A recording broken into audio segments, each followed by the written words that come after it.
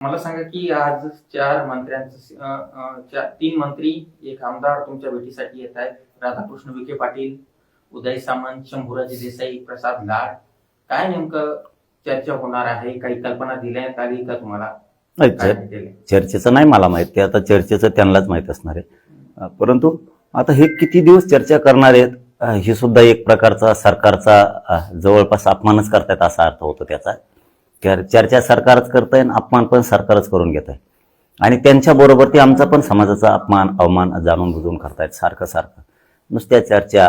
आता तुम्हाला जर 3 वर्ष आम्ही सन्मान दिलाय, तुमच्या शब्दाला तुमचा मान राखलाय, सरकारचा राखलाय, शिष्टमंडळाचा राखलाय, तुम्हाला मराठा समाजाकडून आणखीन अपेक्षित काय आहे? तुमच्याकडे साधा सरळ प्रश्न आहे. तुमच्या शब्दाचा सन्मान केलाय, सरकारला जर प्रत्येक वेळेस मराठ्यांनी मान दिलाय, तर मग तुमचं कर्तव्य मराठ्यांच्या 58 लाख नोंदी निघाल्यात त्याचे प्रमाणपत्र देणं, त्याचे व्हॅलिडिटी देणं, मराठ्यांचे मन जिंकणं. उठलं सुटलं नुसतं चर्चा, उठलं सुटलं नुसतं चर्चा. तुम्ही किती दिवस येड्यात करणार? तुमच्या डोक्यात ना जो गैरसमज आहे ना, तो सरकारचा आणि शिष्टमंडळाचा निघणं लय गरजेचं आहे. की आपण चर्चा करू, दरवेळेसच मराठ्यांना फसवू, दरवेळेसच मराठ्यांना आता 8 दिवसांनी देतो, महिन्याने देतो, 1-2 महिन्याचा वेळ द्या, 3 महिन्याचा वेळ द्या, 6 महिन्याचा द्या. हे जे तुमचं चालू आहे ना, ही तुमचा लय मोठा गैरसमज आहे की आम्ही मराठ्यांना येड्यात काढतोय म्हणून. आम्ही आमच्या संस्काराप्रमाणे चालत होतो की आपण सरकारला वेळ दिला पाहिजे, त्यांचा शब्द पाळला पाहिजे, त्यांचा सन्मान केला पाहिजे. परंतु तुम्हाला मराठ्यांचा सन्मान करता आला नाही. तुम्ही जाणून बुजून वारंवार मराठ्यांचा तळतळाट घेतला, मराठ्यांचा अपमान केला, मराठ्यांवरती अन्याय केला. तुम्ही घाटच घातलाय. मराठ्यांना 58 लाख नोंदी द्यायच्या नाही, प्रमाणपत्र पण द्यायचे नाही. हैदराबाद गॅजेटनुसार कोणबी प्रमाणपत्र वाटप करायचं नाही. म्हणजे जे आर काढणार तुम्ही, परत नोंदी शोधणार तुम्ही, देणार पण तुम्हीच नाहीत. सातारा संस्थांचे, कोल्हापूरचे, औंध पुण्याचे गॅजेटियर लागू करायचे नाहीत. परत चर्चेला पण तुम्हीच येणार. केसेस मागं घेतो म्हणणार, चर्चेला पण तुम्हीच येणार. व्याज परतावे देणार नाहीत पोरांचे. EWS ECBC मधून पोरांना निवडी झाल्यात, नियुक्त्या तुम्ही देणार नाहीत, चर्चेला तुम्हीच येणार. तुम्ही सारथीच्या योजना बंद केल्या, चर्चेला तुम्हीच येणार. तुम्ही आता ओबीसीचा JR काढला मराठ्यांसाठी, JR तुम्हीच काढणार, चर्चेला तुम्हीच येणार. काय पटतंय तुम्हाला? आम्हाला काय कळतच नाहीये. तुमचा गैरसमज तुम्ही आता त्यातून बाहेर पडा असं आमचं म्हणणं आहे. शिष्टमंडळाने पण आणि मुख्यमंत्र्यांनी पण की आम्ही मराठ्यांना बरोबर वेळेवर फसवतो, ही जरा गैरसमजून बाहेर पडा. 29 ऑगस्टचं आंदोलन होणार आहे, नसतं 28 ऑगस्टच्या आत तुम्हाला सगळे प्रश्न अंमलबजावणीसह मार्गी लावू नये. कारण आता आम्ही तुम्हाला वेळ देण्याच्या मनस्थितीत नाहीत. आणि का द्यायचा याचं उत्तर तुम्हीच द्या. तुम्हाला का वेळ पाहिजे? पाटील, शिष्टमंडळ चर्चा येते तुमची, त्यांच्यासोबत काही चर्चा झाली? कोणत्या विषयावर चर्चा होणार, काय चर्चा होणार? नाही, काय करते चर्चा तरी होती? काय चर्चा करणार आहेत? रोज तेच आहे.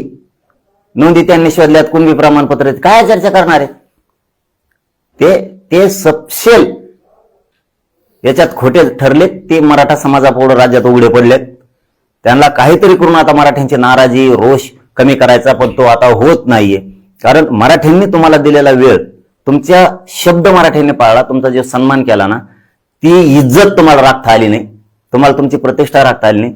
तुम्ही मराठ्यांना खोटं बोलून फसलात आणि मराठ्यांच्या पुढे तुम्ही आता उघडे पडलेला आहे. त्यामुळे तुम्हाला सुट्टी नाहीये, कुठल्याच परिस्थितीत नाही. आम्ही कायदा सोडून राज्यघटनेच्या नुसार 1967च्या नियमाच्या नुसार बाहेर जाऊन काही मागत नाहीत.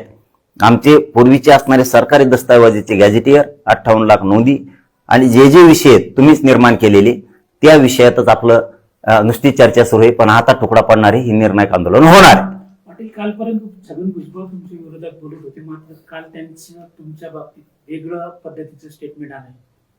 नाही, काय असतं, आमचं पहिल्यापासून तेच म्हणणं होतं की ओबीसीचा मराठ्याचा कुठेही गावखेड्यात महाराष्ट्रात, ग्रामीण महाराष्ट्रात दुरावा नाहीये.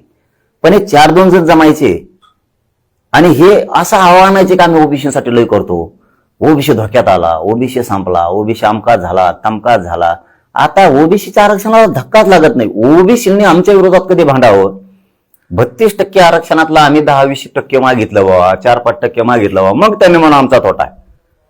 आम्ही राज्यघटनेच्या पुढे जात नाहीयेत, आम्ही 1967च्या कायद्याच्या पुढे जात नाहीत. आमच्या नोंदी सापडल्यात ते द्या म्हणतोय.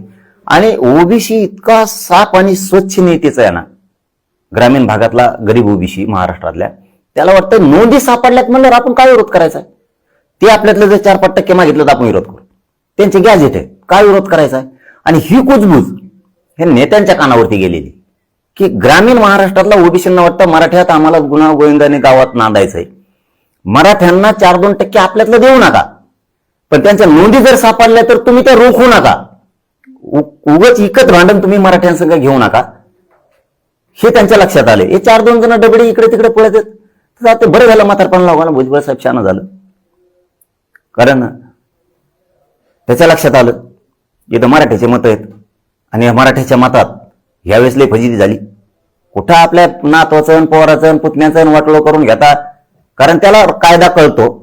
त्याच्या लक्षात आलंय की आपण नोंदी निघालेल्या रोखू शकत नाही, गॅजेट सरकारचे दस्तऐवजी आपण रोखू शकत नाही, हे त्याच्या लक्षात आलं ताबडतोब. त्यामुळे त्याला वाटतं उगाच राजकीय करिअर उद्ध्वस्त करून घ्यायचं आणि म्हातारपणाला बरं झालं, ते शानं झालं. म्हातारपणाला शानं झालं. आमचं तेच म्हणणं होतं की आम्ही ओबीसीला कुठंही दुखवत नाहीत आणि हे ओबीसीच्या लक्षात आलं. पण काय त्यांना आता डबडे डुबडे असते 4-2 ते हाणतात उड्या, हाणू दे, त्यांना काय होत नाही. ते खुश आहे आता. छगन भुजबळ खूप खुश आहे, लय खुश आहे ते देऊ. त्याला आता वाटतं हे गळ्यात लफडं गुतलंय ना त्या बावनकुळ्याच्या, ते जाणं ते जाणं. आता खोळून हसतोय गडी, हा कळकून सगळे जातं दिसतात हसताना, त्याची इतका रेटून हसतोय तेव्हा सध्या. कवाच इतका हसताना महाराष्ट्राने बघितलेला नाही. मोकळा झालाय तेव्हा. तेव्हा तू आणि ते लफडं नोंदी द्यावं लागणार आहेत हे त्याच्या डोक्यात आले, गॅजेट द्यावं लागणार आहेत हे पण त्याच्या डोक्यात आलं आणि ते नियमाच्या बाहेर नाही.